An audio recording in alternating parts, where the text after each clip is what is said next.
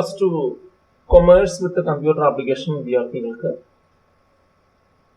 പൊതുപരീക്ഷയുടെ പ്രിപ്പറേഷന്റെ ഭാഗമായിട്ട് ഇന്ന് കുറെ സെലക്റ്റഡ് ക്വസ്റ്റ്യൻസും അതിൻ്റെ ഉത്തരങ്ങളും അതിൻ്റെ അനുബന്ധ എക്സ്പ്ലനേഷനുമാണ് ഇന്നിവിടെ പ്രസന്റ് ചെയ്യുന്നത്.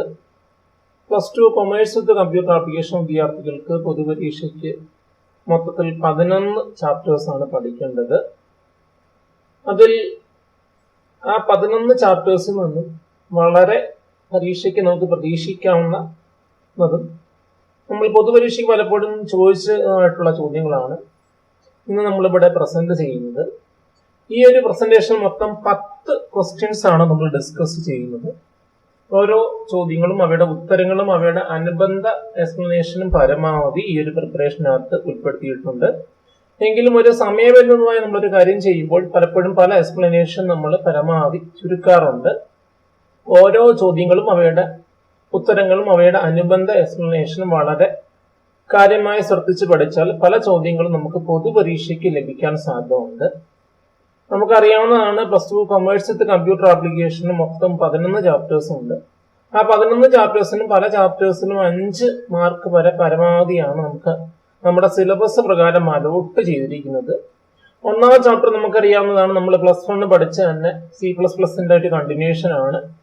സെക്കൻഡ് ചാപ്റ്റേഴ്സ് അറേസ് എന്ന് പറയുന്ന ഒരു ചാപ്റ്റർ ആണ്. തേർഡ് ഫംഗ്ഷൻ എന്ന് പറയുന്ന ചാപ്റ്റർ.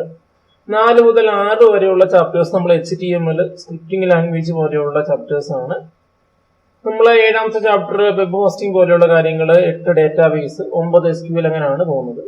ഇനി ഒന്നാമത്തെ ക്വസ്റ്റ്യനിലോട്ട് വന്നാൽ, accessing each elements of an array at least once to perform any operation is known as dash operation. ഒരു അറയിലെ ഏതെങ്കിലും എലമെന്റുകൾ അല്ലെങ്കിൽ അറയിലെ എലമെന്റുകളെ ഒരു തവണയെങ്കിലും ആക്സസ് ചെയ്യുന്ന പ്രവർത്തനം എന്താണ് എന്നാണ് ചോദ്യം. ഇതിന്റെ ഉത്തരമാണ് ട്രാവേഴ്സൽ. ട്രാവേഴ്സലിന്റെ പ്രത്യേകത എന്ന് പറയുന്നത് ഒരു അറയിലെ എല്ലാ എലമെന്റുകളും ഒരു തവണയെങ്കിലും വിസിറ്റ് ചെയ്യുന്ന പ്രവർത്തനത്തെയാണ് അറയുടെ ട്രാവേഴ്സൽ എന്ന് പറയുന്നത്. അറേ ട്രാവേഴ്സലിന്റെ 2 ഉദാഹരണം പഠിച്ചു വെക്കുക. ഒന്ന്, അറയിലെ എലമെന്റുകൾ പ്രിന്റ് ചെയ്യുന്നു, അല്ലെങ്കിൽ അറയുടെ എലമെന്റുകൾ എന്തെങ്കിലും ഒരു വാല്യൂ ആഡ് ചെയ്യുന്നു, അല്ലെങ്കിൽ വാല്യൂ എലമെന്റ്സ് നിന്ന് കുറയ്ക്കുന്നു. ഇതൊക്കെ ട്രാവേഴ്സൽ എന്ന് പറയുന്ന ഓപ്പറേഷന്റെ എക്സാമ്പിൾ ആണ്. ഇനി രണ്ടാമത്തെ ചോദ്യത്തിലോട്ട് വന്നാൽ, name the mathematical function which returns the absolute value of an integer number. ഒരു നമ്പറിന്റെ അബ്സല്യൂട്ട് വാല്യൂ റിട്ടേൺ ചെയ്യുന്ന മാത്തമാറ്റിക്കൽ ഫംഗ്ഷൻ ഏത് എന്നാണ് ചോദ്യം. അതിന്റെ ഉത്തരമാണ് ABS എന്ന ഫംഗ്ഷൻ. ഇനി നമുക്ക് അറിയേണ്ട കാര്യം, ഫംഗ്ഷൻ എന്ന് പറയുന്നത് ഏതെങ്കിലും ഒരു ടാസ്ക് പെർഫോം ചെയ്യുന്ന ഗ്രൂപ്പ് ഓഫ് സ്റ്റേറ്റ്മെന്റുകളെയാണ് ഫംഗ്ഷൻ എന്നറിയപ്പെടുന്നത്. നമ്മളിപ്പം ഡിസ്കസ് ചെയ്യുന്ന ABS എന്ന് പറയുന്ന ഫംഗ്ഷൻ ഒരു മാത്തമാറ്റിക്കൽ ഫംഗ്ഷൻ ആണ്. അതായത് മാത്തമാറ്റിക്കൽ കാൽക്കുലേഷൻ പെർഫോം ചെയ്യാൻ വേണ്ടി യൂസ് ചെയ്യുന്ന ഫംഗ്ഷൻ ആണ്. ABS എന്ന് പറയുന്ന ഫംഗ്ഷൻ ഉപയോഗിക്കുന്ന ഹെഡർ ഫയലാണ് CMath അല്ലെങ്കിൽ math.h എന്ന ഹെഡർ ഫയൽ. ഓരോ ഫംഗ്ഷനും വേണ്ടി അസോസിയേറ്റ് ചെയ്യുന്ന ഓരോ സ്പെസിഫിക് ഹെഡർ ഫയൽ ഉണ്ട്. ഇതാണ് സ്ട്രിംഗ് ഫംഗ്ഷന് വേണ്ടി യൂസ് ചെയ്യുന്ന string.h അല്ലെങ്കിൽ C string എന്ന് പറയുന്ന ഫംഗ്ഷൻ. നമുക്ക് 3ാമത്തെ ചാപ്റ്ററിലാണ് നമ്മൾ ഫംഗ്ഷൻ എന്ന ചാപ്റ്ററിനെ കുറിച്ച് കൂടുതലായിട്ട് നമ്മൾ വിശദമായി പഠിക്കുന്നത്. ഇനി 3ാമത്തെ ചോദ്യത്തിലോട്ട് വന്നാൽ, the rules enforced on data that are entered into the column of a table are called dash. ചോദ്യം ഇതാണ്, ടേബിളിലെ കോളത്തിലോട്ട് നമ്മൾ കൊടുക്കുന്ന കണ്ടീഷൻ അല്ലെങ്കിൽ ചെക്ക്, ഇതാണ് ചോദ്യം. അതായത് എൻഫോഴ്സ് ചെയ്യുന്ന റൂൾസ് എവിടെയാന്ന് വെച്ചാൽ ടേബിളിലെ ടേബിൾ ഡേറ്റയുണ്ട്. ടേബിൾ സ്വന്തമായിട്ടും റോയും ഉണ്ട്, കോളം ഉണ്ടെന്ന് നമ്മൾ പഠിച്ചു. ടേബിളിലെ ഡേറ്റയിലോട്ട് എൻഫോഴ്സ് ചെയ്യുന്ന നിയമങ്ങളെയാണ് കൺസ്ട്രെയിൻസ് എന്നറിയപ്പെടുന്നത്. നമുക്കിനി അറിയേണ്ടത് കൺസ്ട്രെയിൻസ് 2 തരമുണ്ട്. ഒന്ന് ടേബിൾ കൺസ്ട്രെയിനുകൾ, 2 കോളം കൺസ്ട്രെയിനുകൾ. ഒരു ടേബിൾ മൊത്തത്തിൽ അപ്ലൈ ചെയ്യുന്ന കൺസ്ട്രെയിനുകളെയാണ് ടേബിൾ കൺസ്ട്രെയിൻ എന്നറിയപ്പെടുന്നത്. എക്സാമ്പിൾ, പ്രൈമറി കീ ഒരു ടേബിൾ കൺസ്ട്രെയിൻ ആണ്. ഇനിയും കോളത്തിൽ മാത്രം അപ്ലൈ ചെയ്യുന്ന കൺസ്ട്രെയിനുകളെയാണ് കോളം കൺസ്ട്രെയിൻ എന്ന് പറയുന്നത്.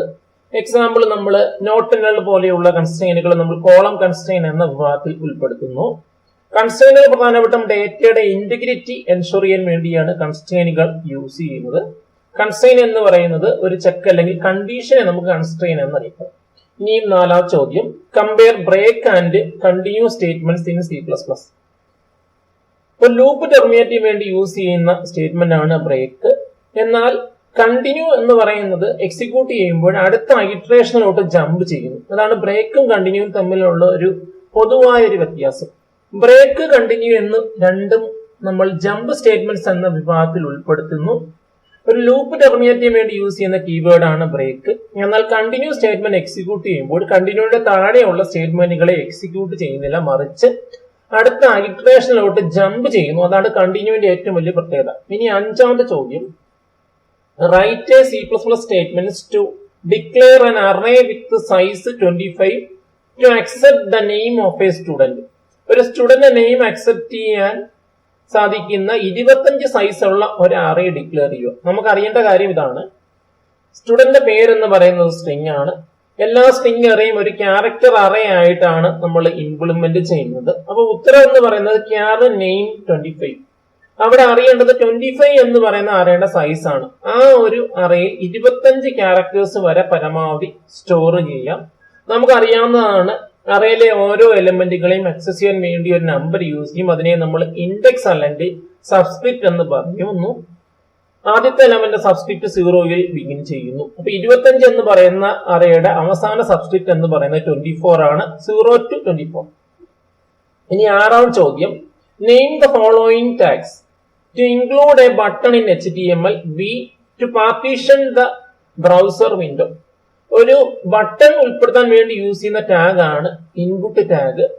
വെബ് ബ്രൗസർ വിൻഡോയെ അല്ലെങ്കിൽ ബ്രൗസർ വിൻഡോയെ പാർട്ടീഷൻ ചെയ്യാൻ വേണ്ടി യൂസ് ചെയ്യുന്ന ടാഗ് ആണ് ഫ്രെയിം സെറ്റ്. ഇൻപുട്ട് എന്ന് പറയുന്ന ടാഗിന്റെ പ്രധാന ആട്രിബ്യൂട്ട് എന്ന് പറയുന്നത് ടൈപ്പ് ആണ്. ടാഗിന്റെ കൂടെ കൊടുക്കുന്ന അഡീഷണൽ ഇൻഫർമേഷനുകളെയാണ് ആട്രിബ്യൂട്ടുകൾ എന്ന് അറിയപ്പെടുന്നത്. ഫ്രെയിംസിന്റെ രണ്ട് ആട്രിബ്യൂട്ട് ആണ് പ്രോസും കോൾസും. ഇനി ആറാം ചോദ്യം, ഡിഫൈൻ വെബ് ഹോസ്റ്റിംഗ്. വളരെ ഡയറക്റ്റ് മോഡലുള്ള ചോദ്യമാണ്. വെബ് പേജുകൾ വെബ് സെർവർ എന്ന കമ്പ്യൂട്ടറിൽ സ്റ്റോർ ചെയ്യുന്ന പ്രവർത്തനത്തെയാണ് വെബ് ഹോസ്റ്റിംഗ് അല്ലെങ്കിൽ ഹോസ്റ്റിംഗ് എന്നറിയപ്പെടുന്നത്. ഹോസ്റ്റിംഗ് സൗകര്യം നൽകുന്ന കമ്പനീസിനെയാണ് വെബ് ഹോസ്റ്റുകൾ എന്നറിയപ്പെടുന്നത്. ഹോസ്റ്റിംഗ് 3 തരത്തിൽ നമ്മൾ ക്ലാസിഫൈ ചെയ്തിരിക്കുന്നു. 1 shared, 2 dedicated, 3 virtual private server. ഇനി ഏഴാമത്തെ ചോദ്യത്തിലോട്ട് വന്നാൽ, how memory is allocated to an array. ഒരു അറേക്ക് മെമ്മറി എങ്ങനെ അലോക്കേറ്റ് ചെയ്യുന്നു? ഇത് നമുക്ക് പ്രതീക്ഷിക്കാവുന്ന ഒരു ചോദ്യമാണ്. കാരണം അറേ എന്ന് പറയുന്ന രണ്ടാമത്തെ ചാപ്റ്ററിൽ നിന്നും നമുക്ക് വളരെ പ്രതീക്ഷിക്കാൻ പറ്റുന്ന ഒരു ചോദ്യമാണ്. ഒരു അറേക്ക് എങ്ങനെ മെമ്മറി അലോക്കേറ്റ് ചെയ്യുന്നു? നമുക്ക് അറിയേണ്ട ഉത്തരവ് ഇതാണ്.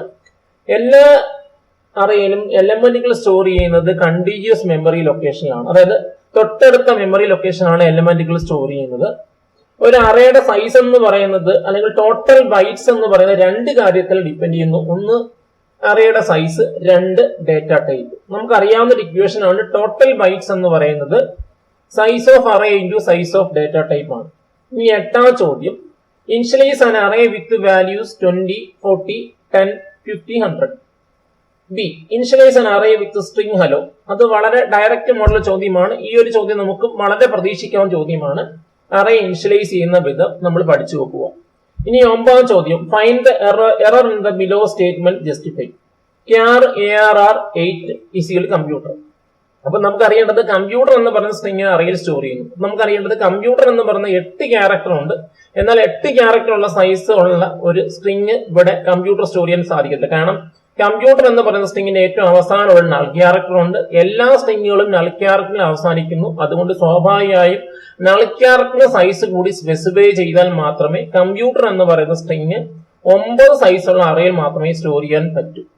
ഇനി 10ാം ചോദ്യം, dash keyword is used to avoid duplicate values from the result of a select command. ഉത്തരമാണ് ഡിസ്റ്റിങ്ക്റ്റ്.